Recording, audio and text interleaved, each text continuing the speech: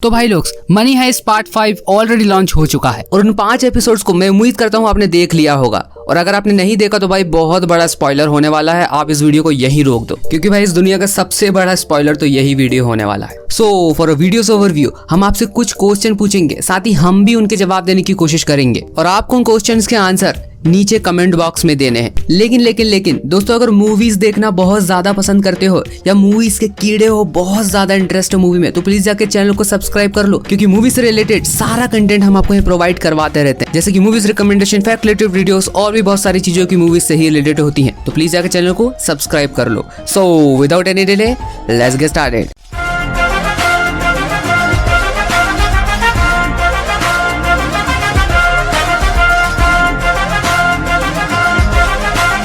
तो दोस्तों, इन सवालों में हमारा पहला सवाल निकल कर आता है जिसके बारे में हो सकता है दोस्तों कि आप और मैं जानना नहीं चाहते हो, लेकिन दोस्तों सवाल तो सवाल ही होता है। और दोस्तों वो सवाल ये है कि क्या ऑर्थो रोमान यहाँ पर गन शूट से सरवाइव कर पाएगा? क्या वो जिंदा है? क्या वो मर गया? अगर पूरे होस्टेजेस में सबसे ज्यादा कोई बहादुर इंसान था तो वो ऑर्थो ही था, लेकिन दोस्तों हम उसको और भी ज्यादा बहादुर कहते अगर उसकी बहादुरी सही जगह निकलती तो। उसने हाइस्ट मेंबर्स के वेपन चुरा लिए, साथ ही कुछ निर्दोष लोगों को गोली भी मार दी बेवजह। साथ ही ऑर्थो ने एक छोटा सा ग्रुप बनाया। यहाँ पर ऑर्थो पूरे तरीके से हीरो बन जाता अगर वो अपने पर्सनल इश्यूज इन सब के बीच में नहीं लाता। साथ ही में उसने मारियो ओबेनेजा की एडवाइस को भी ठुकरा दिया, मतलब गवर्नर की। और जो गवर्नर इतनी देर से ऑर्थो को सपोर्ट कर रहे थे, यहाँ उन्होंने अपना हाथ ऑर्थो के ऊपर से उठा लिया। लेकिन यहाँ पर स्टॉकहोम की सूझबूझ की वजह से यहाँ पर फाइनली ऑर्थो को बस में लाया गया।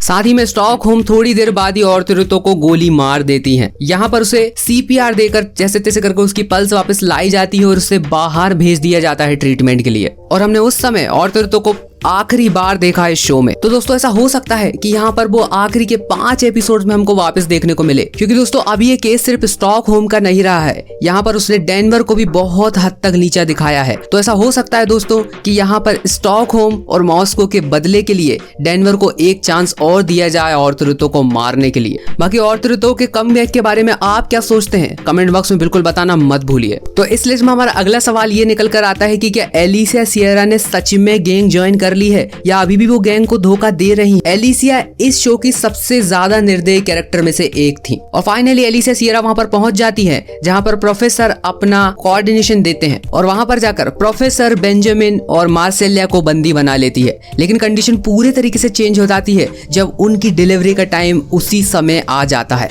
यहाँ पर इंस्पेक्टर एलिसिया सियरा ने सही टाइम पर सही डिसीजन ले लिया और प्रोफेसर और सारे हाइस्ट मेंबर्स को खोल दिया और फाइनली उनकी डिलीवरी सक्सेसफुल भी हो गई और उन्होंने अपनी बेटी का नाम यहाँ पर विक्टोरिया रखा। एलिसिया सियरा जो कि अपनी क्रूरता और निर्दय व्यवहार की वजह से जानी जाती है, वॉल्यूम 1 में आफ्टर ऑल ये प्रूव हो ही जाता है कि आखिरकार वो भी एक इंसान ही है। और यहाँ पर कर्नल तमायो ने कोई कसर नहीं छोड़ी एलिसिया सियरा को बदनाम करने में। साथ ही में दोस्तों अब एलिसिया सियरा यहाँ के पास वापस तो नहीं जा सकती। तो ऐसा हो सकता है दोस्तों कि यहाँ पर एलिसिया सियरा हाइस्ट को और भी आगे जाकर सपोर्ट करें।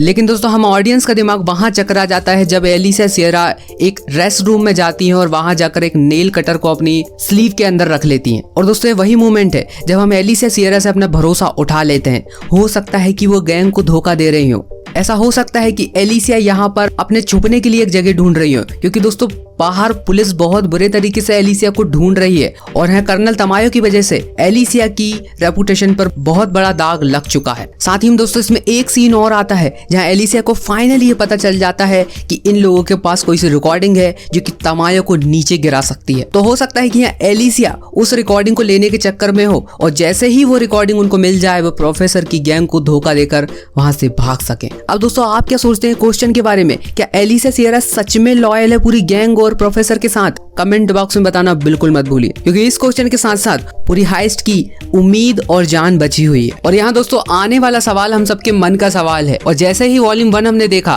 तो हम सबके मन में यही सवाल बार बार आ रहा है कि क्या बर्लिन का बेटा सही में कोई रोल प्ले करने वाला है आने वाले समय में? क्या वो हाइस्ट को सच में कंट्रीब्यूशन देने वाला है? तो मैं ये नहीं बोल रहा हूँ दोस्तों कि यहाँ पर मुझे मनी हाइस्ट वॉल्यूम 1 मुझे बहुत बेकार लगा, लेकिन यहाँ पर थोड़ा सा इंटरप्शन सा लगता है जब बर्लिन के बेटे के फ्लैशबैक्स आने लगते हैं। यार एक अच्छा खासा एक्शन सीन चलता होता है, उसके बीच में ही बर्लिन के फ्लैशबैक्स आने लगते हैं। मतलब माइंड को टोटल हमको स्विच करना पड़ता है एक तरीके से। अब दोस्तों हम सब ये सोचे थे कि हाँ राफेल भी बहुत बड़ा खिलाड़ी निकलेगा, लेकिन यहाँ पर राफेल बहुत ही नॉर्मल इंसान निकलता है जो कि अपनी रोजमर्रा की जिंदगी से काफी हद तक सेटिस्फाइड है। साथ ही में बातों ही बातों में ऐसा पता चलता है कि वो साइबर सिक्योरिटी पढ़ रहा है और अपने लिए जॉब की तलाश कर रहा है। अब अगर हम इन फ्लैशबैक्स को प्रीवियस फ्लैशबैक से कंपेयर करें तो यहाँ पर बर्लिन कर बहुत ज्यादा जोर दिया जाता था, और वॉल्यूम 1 में जो फ्लैशबैक्स दिखाए जा रहे हैं वो खास करके राफेल को लेकर हैं। अब यहाँ पर गैंग के ऊपर बहुत बुरी मुसीबत टूट चुकी है बैंक ऑफ स्पेन के अंदर, तो उन्हें आउटसाइड हेल्प की बहुत ज्यादा जरूरत है,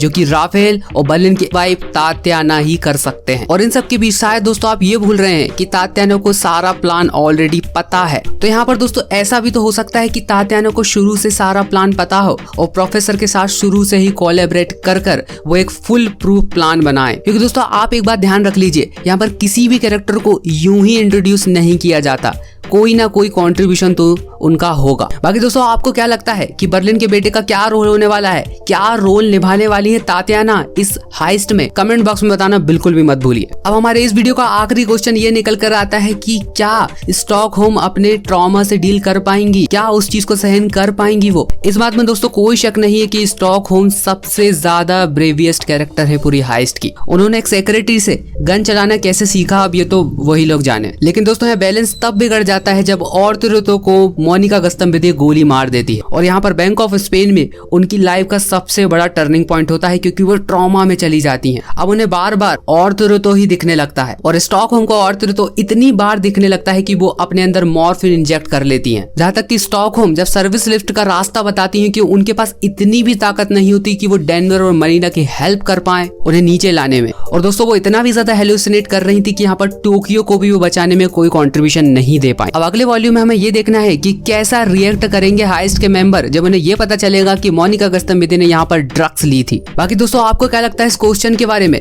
मुझे कमेंट बॉक्स में बताना बिल्कुल भी मत भूलिए। इन सारे क्वेश्चन का जवाब बिल्कुल भी देना मत भूलिए, मैं आपके आंसर्स का तहे दिल से इंतजार कर रहा हूँ। और हाँ दोस्तों इंस्टाग्राम पे फॉलो कीजिए, हमने फाइनली अपना इंस्टाग्राम अकाउंट बना लिया है। बाकी हाँ दोस्तों अगर वीडियो अच्छा लगा हो तो प्लीज लाइक कीजिए, चैनल को सब्सक्राइब नहीं किया तो प्लीज चैनल को सब्सक्राइब कर लीजिए। बाकी हाँ दोस्तों मिलता हूँ मैं आपसे अगली एक ऐसे धांसू वीडियो में, तब तक के लिए बाय।